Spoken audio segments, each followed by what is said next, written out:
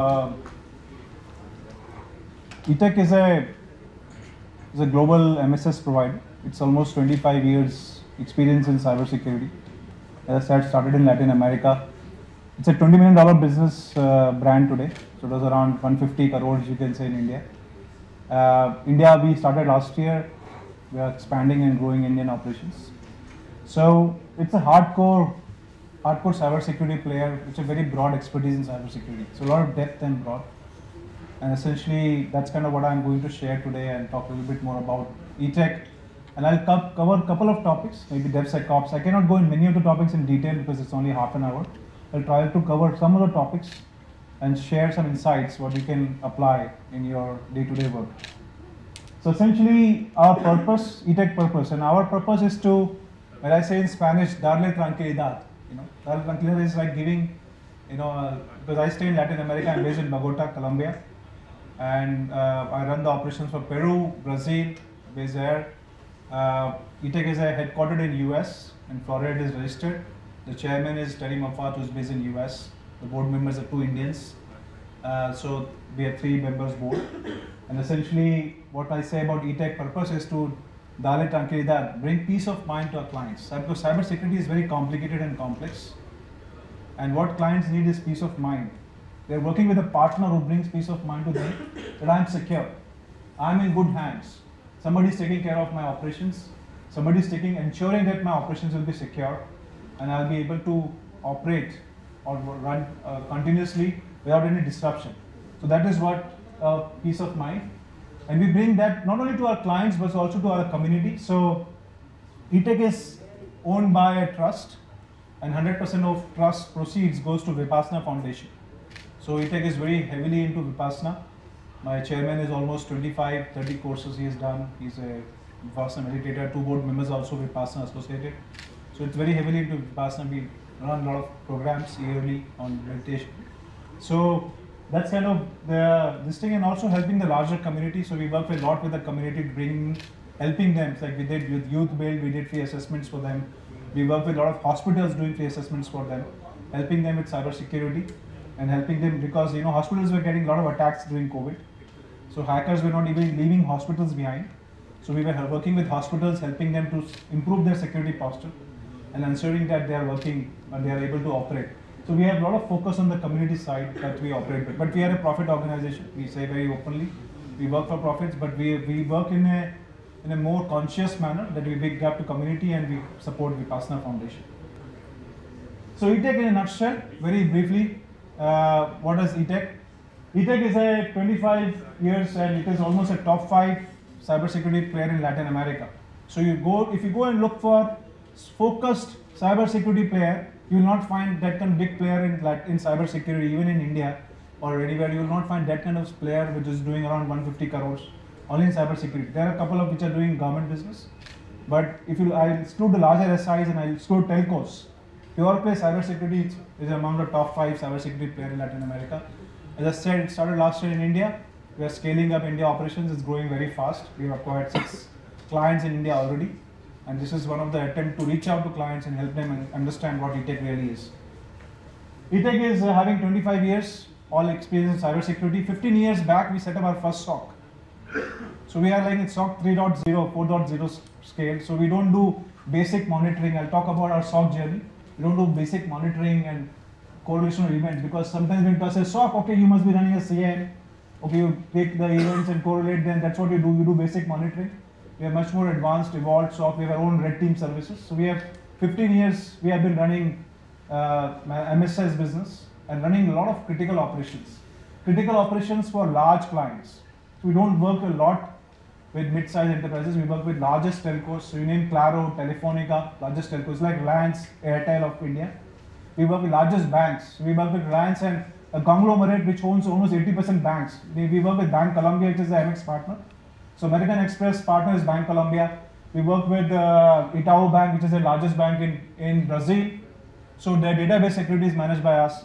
So you name the enterprise, whether we are running the network or database or core, you can say applications, that core security, we are running OT security for largest utility company, EPM, which does all the utility distribution to Venezuela, Colombia and Peru.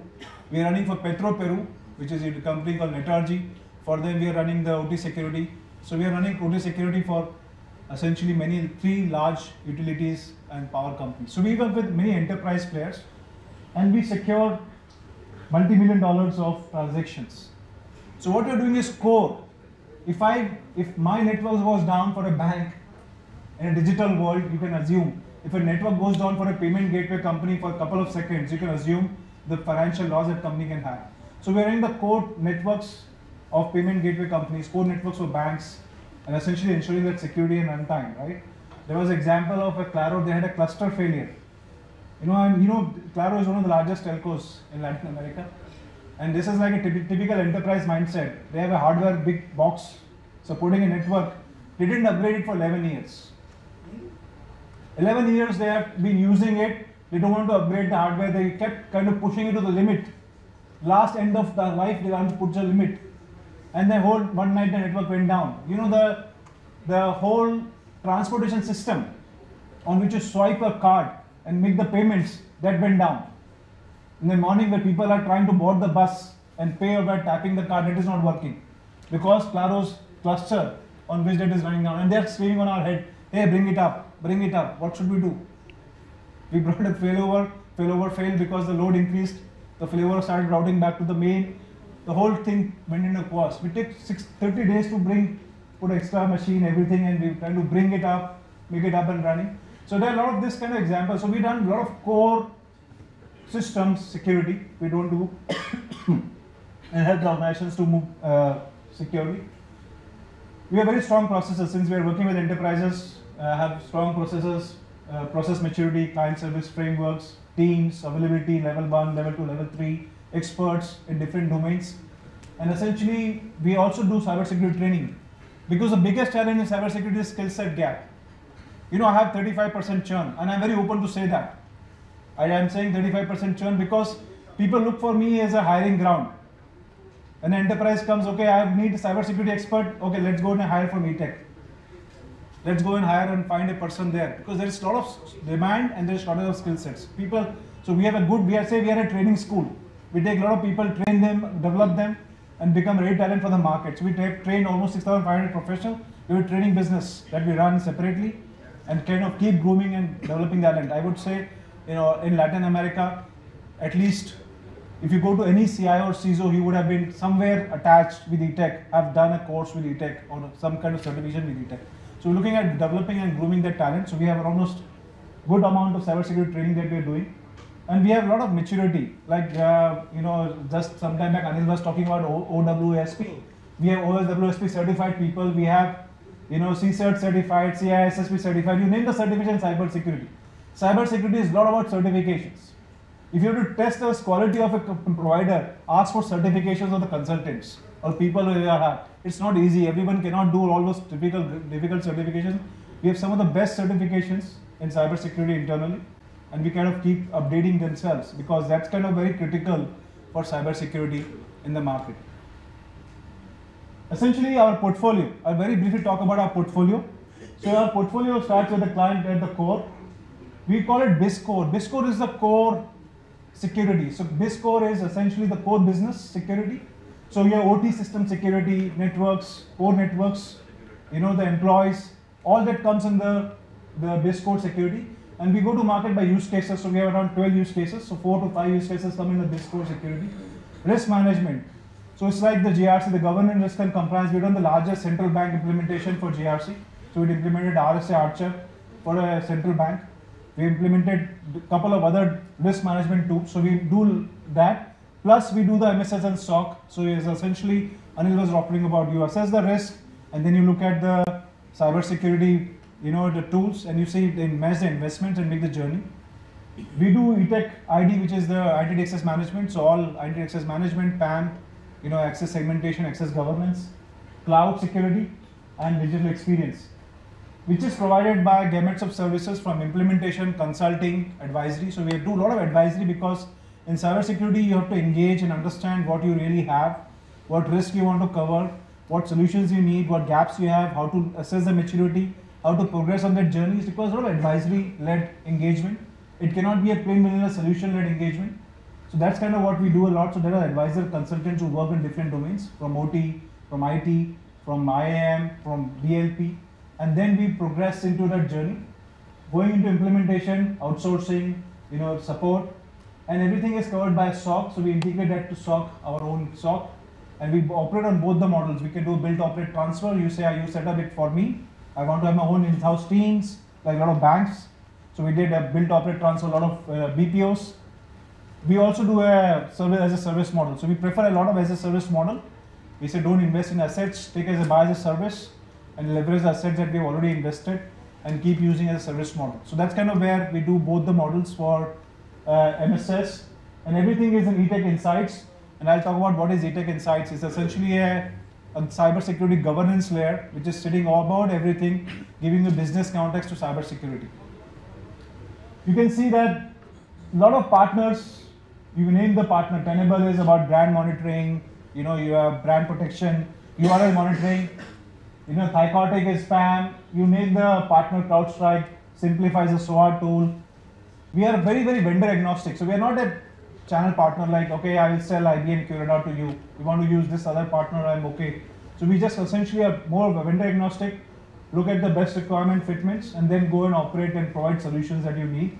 We work with multiple different technologies in the market in the backend. Generally, we believe that cybersecurity is getting a lot of innovation driven. So it's not about large traditional vendors like McAfee's will lead the world or Trend Micros. They are kind of, their rate of innovation is much more limited as compared to innovative disruptive vendors who are entering the market. So we are focusing a lot more on innovative disruptive vendors, bringing them to market rather than working with the established players. Established players are established partners. Definitely we have big business with them, but we're also looking at constantly innovating and bringing new technologies to the market.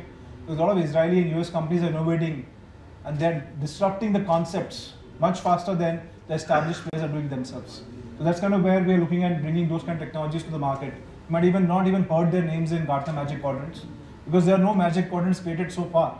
Gartner Magic Quadrants are for established markets like firewalls. You will find Magic Quadrants. IAM, you find Magic Quadrants. But somebody says, okay, DLP 4th generation, you will not find a Magic Quadrant at this moment. You'll find some reference vendors. So we are working with those kind of innovative, disruptive technologies and bringing them to market. How do we do it? What's our approach? So we are aligned to NIST framework. So NIST is our approach. We start with essentially identification. So what Anil and what Sanjeev was talking about earlier, right? That kind of you to assess the risk part first.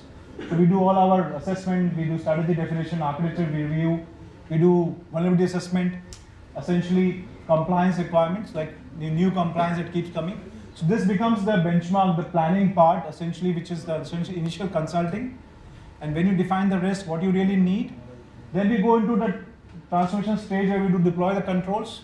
So deployment of the controls, creating the use cases or automation that is required, or technology controls, people training that is required. And then we go into the continuous monitoring, continuous improvement where we are monitoring, vulnerability management, forensic. We have our own red team services. So we do ethical hacking, penetration testing, vulnerability assessment, and we constantly keep upgrading and hardening. So we move from identify, protect to detect and respond. Everything is covered by best practices and going and giving you visibility through eTech Insights. So eTech Insights is the whole visibility layer which comes on. So this is essentially our service model. Essentially, how do we deploy that? And essentially, that's kind of what we follow as a best practice in the large enterprise space. Now, if I were to talk about MSS, you look at the MSS, we work with some of the best of the big partners like Microsoft, IBM, etc. We have almost very large clients. Falabella is the largest retailer. They have IT Hub. Telefonica is the largest telco. Claro is a telecom company. Polsubsidio is the biggest healthcare insurance provider. BBVA is a bank. So some of these are all MSS clients. We are having MS security services with them.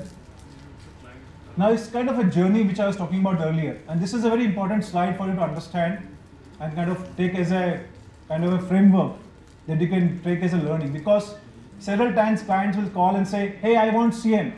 I've got Sekion. Can you implement Sekion? And I say, what can you do? Hey, can you implement QRadar? Hey, can you implement RSA? So I say, what will you do with a CM tool? It's like a tool, right? You will get an alert, then who will look at those alerts? Who will classify those alerts? Who will go and take actions on the specific controls? Who will tighten those? Who will classify the false positives from the real alerts? And it's like a lot of nightmare. The second time client says, no, connect everything from my enterprise, take everything. If you connect everything, you get everything. And then you know you will get lost in that whole process. A lot of data will come which you will not know what to do with. So you need a lot of people to, operations costs will go up. Right? So we say, okay, let's kind of start slowly, understand that you're not buying a technology, you're buying a service. You're creating a whole model around this where your technology is just one component and one part of it. So first is let's connect, let's deploy the logs, collect the logs, understand what is coming, what is false positive, what is real, start tightening the controls, then add more assets. So it's a journey to go on. So first stage is what we call basic. And I find most of the organizations are going between these two at this moment. I call it basic. Basic is perimeter and correlation. So basic perimeter protection, technical use cases, log retention, cloud, ability and performance. So this is basic monitoring that the organizations are doing. As they mature, as they start doing the basics correct, then we go to the second level, which is, I say, more automated, where we start looking at patterns. We deploy a SOAR tool, which is about automatic response. So we start looking at playbooks. It's like recipe books. Somebody asked me, what is playbooks? I said, you have seen recipe books. In recipe books, you say, okay, take tomato paste, take this, fry it with the gravy like this, then add this. This is what we call as a use case. And then you are telling exactly what to be done. So if this alert happens, inform my CIO. If this happens, go and inform my network guy. This happens, then he will go to this guy. So this is like a playbook on which you have to respond to a particular kind of incident that happens. So you deploy all those playbooks and you know that you know exactly what will happen and how will I respond back to it. How will I take care of those? So that's essentially where the playbooks and use cases come into play, and we have to define those use cases. People might say, oh, I'm giving you 50 playbooks. I'm giving you 10 use cases. You might have a use case for network. You might have a data leakage protection use case. You might have a user behavior monitoring use case. I have an attack in US. There's an insurance company. It was a government employee who was getting fired because of COVID or pandemic. He downloaded some terabytes of data on one device and he took out. It was a healthcare company. And he took out the data out, and then the company called and said, hey, can you do forensics for us? It's like, somebody has already done everything and now say, hey, can you do investigation for us? So we did the investigation. There was no single control in place which was used to monitor. They had a SOC service. They have deployed some Securonics. I think they have deployed Securonics as a platform. And they said, but there was no single use case of the limits of downloads, of monitoring of the Office 365 on the SharePoint, on which or who's accessing from what IPs. There was no single use case around that. So this is a challenge. You have deployed, but there's no use case deployed. There's no defined policies, and there's no alert which is coming. So today we are putting Office 365 monitoring. If anybody is accessing from any other location, we know exactly who's coming in, who's accessing at what point of time. What is the alert? We give it to the C-level saying this is what is coming in. Are you approving this or not approving this? Then we should block it. So this is an example of essentially going to the next level where you start developing the business use cases and a reporting portal. Next where we go is essentially the threat intelligence. Where we start getting into threats, we take data from different types of threat sources. So we take data from established threat sources like X-Force from IBM, from other threat sources, from CrowdStrike. We take all the data from who is giving threat intelligence. Also the threat intelligence platform themselves. We use multiple threat intelligence platforms who look at deep and dark web, who look at your IP, who look at your different kinds of terms that you have, and see that if something is happening in a dark web around your organization, they give you intelligence. And we start kind of tightening that. So that goes into the third layer, which we start having the point about AI, machine learning, threat intelligence, threat hunting, forensic investigation. This is where the third level of maturity comes in. And the fourth level is which is very, is where you have the end-to-end automation, behavioral analytics, attacker detection, which is more proactive. Now in this is a journey which I said, if somebody wants to reach here, the budgets will be equally high.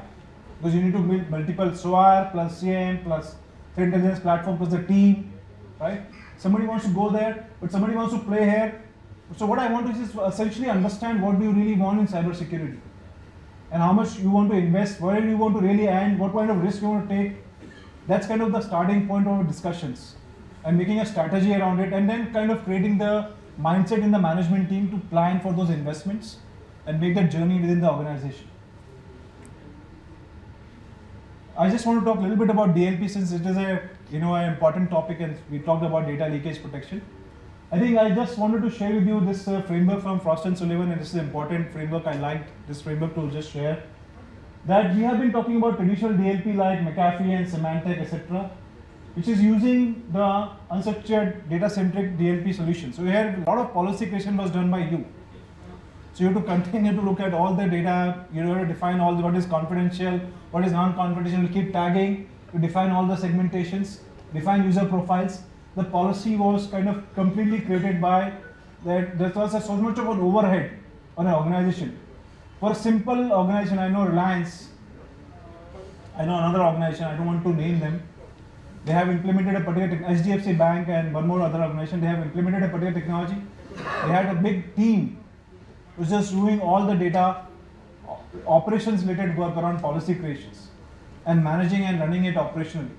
It was a bigger overhead. Many times we just look at the technology investment. Okay, I am investing X amount of dollars per user in this amount of technology, but the overhead of implementing it and managing it and creating that, running it properly, otherwise it will become useless. Otherwise there is a tool sitting there with no other function happening. So if you don't operationalize it, it becomes a useless investment that you have already wasted. So what we are kind of moving is a 4th generation DLP. What we are finding is that becomes very, very user centric.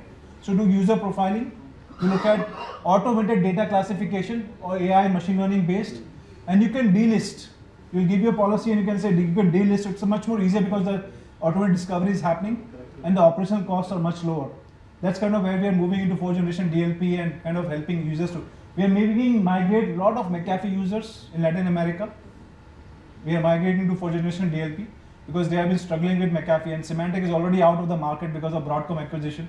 So a lot of clients are not finding support enough happening. So I don't know in India, that might be the same situation, but most of the time what we are finding is McAfee and Forcepoint plus other technologies. But we are helping the clients to understand and how they can understand the whole framework of user segmentation, whole framework of defining the data discovery and what is confidential, not confidential, and protecting the online assets and bringing that all into one framework, which is much more user behavior and user centric rather than kind of organization information centric.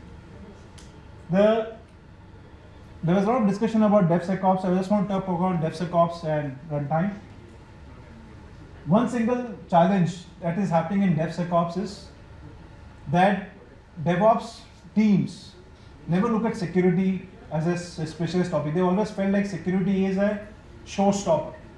If I put in their language, they say you always put roadblocks and you delay the whole cycle. You don't let this go to the release.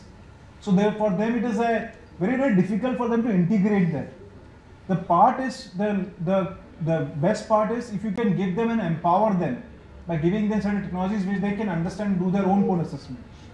So that's essentially a big part of that is to do the code analysis where you're doing static or dynamic codes or APIs, batch, containers.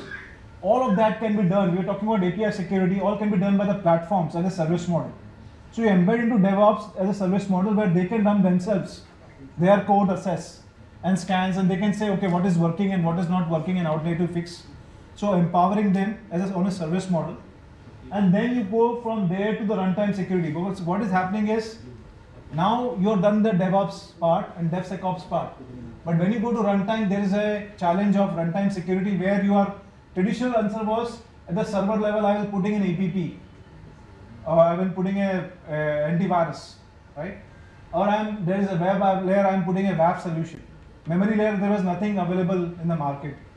Now there are technologies which are coming in saying that at the application runtime level, you can do contextualized access-based behaviors, which as we were talking about, I think Sajeev was talking about that you can say, okay, in this application, since it is code aware, so the code is aware of what is the user behavior that he should do when he is coming in and logging into the application. So code is contextualized and understanding the context.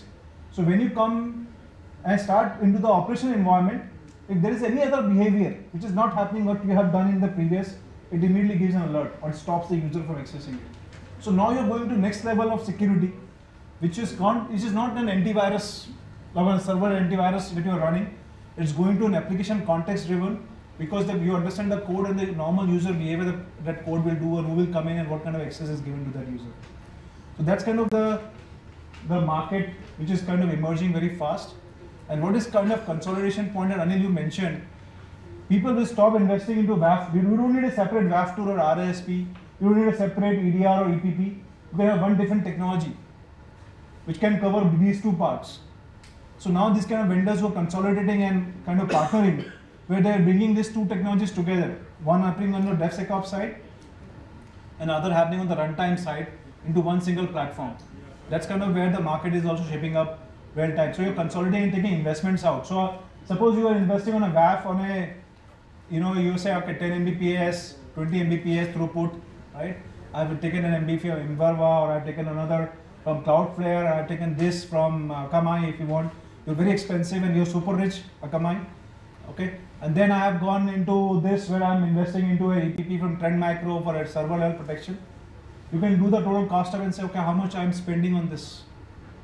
If I take one technology which can do all three of this and take it out, what are the investment optimizations we can do? So a lot of these kind of trends are coming up where people are looking at optimizing and bringing this all together. OT security, we have been doing this for almost 3 years now. We have a big partnership with Clarity. We have also do with the Checkpoint. We have done partnership with Fortinet as well. We have done 3 major implementations in OT security. So we do almost consulting services, gap analysis, looking at the maturity models, the NIST frameworks, the protocols that we have to follow, and the whole architecture. And we have an experienced team which does. So we have an OT SOC. We have enabled our OT SOC. So we have taken the use cases and we connect to the OT assets, including the classification of OT assets and bringing them monitored through the SOC and saying that what kind of same monitoring and use cases can be deployed for OT assets. So we have 2 clients who are using OT security and OT SOC. Essentially, that's kind of an area which we are investing in India as well. I think there's a lot of potential. So we are setting up a SOC in India, and that SOC in India will be OT enabled and can cater to clients. Our first Indian client will be signed this month, or maybe next month. Is essentially January. We'll be having our first Indian client on the SOC, who's getting onboarded on the SOC client in India. Now I want to share about eTech Insights. What is eTech Insights? So I was sharing with you that problem that we have is that you don't have business context of cybersecurity. eTech Insights is a platform that we have developed for 2 years, with our own IP, in which you map your risk. So we make a kind of we're making a risk profile, and you can take the risk profile which is predefined. You can say these are the different risks which is applicable to me. You can qualify them as high, medium, low risk. You can put a dollar impact of that if you have that visibility understanding, or we can do some consulting along with you. And it starts putting data from all your controls that you have. It carries data from SOC, it takes data from EDR, XDR, or anything that you're using, from OT security that you're using, and it starts bringing into one single data model. In that data model, what we do is we give you 3 levels of insights. We give you strategic insights, so you can classify different types of critical assets, what are the threats, what are the playbooks you have used, what kind of use cases you have applied, how much risk you're protecting. And then you go to the next level, which is essentially AI and ML. The third layer we are building a mobile app here. So it will be on your mobile device. You can say, okay, I want to take action on this threat based on this risk, or I don't want to take action. You can press from there itself. So essentially that's a roadmap that we're building as a third level. So this is a tool that we built essentially to connect the business value of cybersecurity and empowering the C-level, a CIO or a CISO to connect with the CEO and show what kind of cybersecurity I'm giving. Because that's the biggest answer to give. How much investments I'm making, and what those investments, what are you doing? So you can say I'm protecting so many assets, this many attacks I've prevented, this many breaches I've reverted, this many tickets were raised, this many was resolved, this was the issues that are happening, these are the controls that are missing. So you can see for that there's a business discussion rather than having a technology discussion with the C-level about business cybersecurity. So that's kind of where we are investing and developing this platform and taking it to next level in terms of organization. So these are some of the views that we have. You can see the ROI, the breach cost, number of attacks, number of resolution hours, SLA compliance, effectiveness, active incidents reported so far. Many times client does not report incidents. It's a fact. So the data, sometimes clients have deployed this for an insurance company. Sometimes they show 0 incidents because they don't want to report the incidents. So we are giving them alerts, but they don't want to confirm back, okay, this was a real incident or not a real incident. So that depends a lot on your organization visibility or control that you want. It's always good. I feel if you highlight it, it is good because you can get budgets and investments. If you don't report as students and you say everything is fine, it's like what Mr. Shetty was saying, that ignorance mindset. Okay, everything, nothing will happen. Let me just not say that I'm having any incident. So it's kind of that essentially the challenge that many organizations have. But this is essentially giving you a strategic view of cybersecurity and see where you are going and moving in the direction. So we have released the first version of the product. We're working on the second version now, and I'm very happy if take this discussions with more clients who are looking at strategically on cybersecurity and take it forward. So these are many logos. I think these are top ones are the Indian logos that we have. There are many. You look at the large ones like Ramco, etc. is the Indian logo. We deployed Zero Trust for Ramco for 25 countries, helping them connect from site to site, site to client. Disposal hub, processes. We have done the DLP for them. Cargo Flash is a client. We are doing multiple solutions with them. So it's going from SOC 1, SOC 2 to SOC, DLP, multiple different controls. So we're helping them mature in their journey. These are all the large clients. Sura is a large insurance company. EPM is a utility company using OT security with us. Koga, Itau. So I just wanted to share with you that there is a lot of large enterprises who have worked with us and working and trust us. That's kind of where we are working every day with them. So that's pretty much. I think there are a couple of people in this room I would like to quickly call out. Abhishek is looking at sales. He's based in Delhi. You can reach out to him. Rohit is there in the back. He heads India operations. He's available. Can reach out. Hardik is there. Hardik is the consulting person here. He's the person. And also, we have Santosh. Santosh is also a partner here.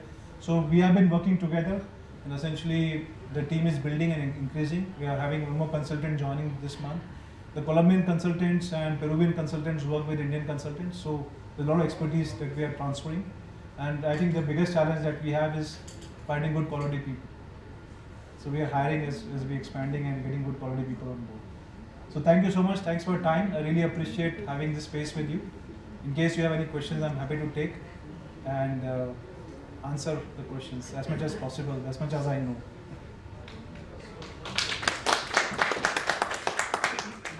Thank you for taking up. So how is this insight is different from MetricStream and Archer? So I think that's a good question that you asked. Archer is a very it's like a huge tool, I would say.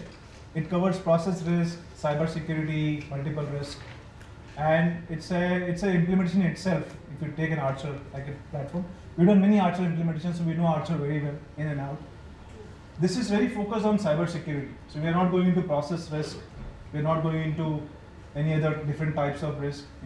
We're just focusing on cyber security risk, and we are making it very, very configurable. Focus on cyber security, and giving you configurable drop-down menus to choose and define cybersecurity risk and map that and combine it with the IT risk. That's all essentially we are focusing in this platform. The second part, the difference in this part is that it's kind of focused on, we have a predefined data model for cybersecurity that we have configured, because we have integrated to a QRadar, we integrated to a SOAR like Simplify, we understand the data models of different firewall protocols. So we take the data and we define a predefined data model which is more plug and play. So the implementation times are much more defined for cybersecurity. And essentially that's the second level difference. The third level difference is we are kind of creating a different types of view for the different types of users in the organization. So C-level view, like a CISO view, like an IT analyst view, like a security analyst view, and maybe a COO view, which is very different. So you can use user profile segmentation and build the whole platform. So those kind of things we are going to very, very narrow focus, and it's like I call it cybersecurity scorecard versus a full GRC tool. So that's a different category of the market. We're not going and competing with GRC. If somebody says I want GRC, okay, take Archer, we are not there. This is focus on cybersecurity. And does this have open API to connect with other platforms? So that's the second part of the second phase of development that we're doing. The first phase of development we started with the initial clients, and the second phase we're developing the APIs to connect with third-party enterprises. That's on the roadmap that we're developing right now. But we are happy to work with a couple of beta clients and develop it along with them also. So that's a process in which by March we'll release the next version in which we have the open API architecture.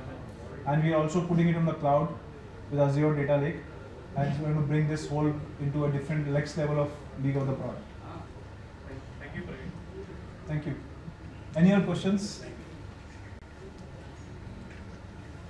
I am just on time? You are just on time. Absolutely. Okay, thank you. Thank you, thanks everyone.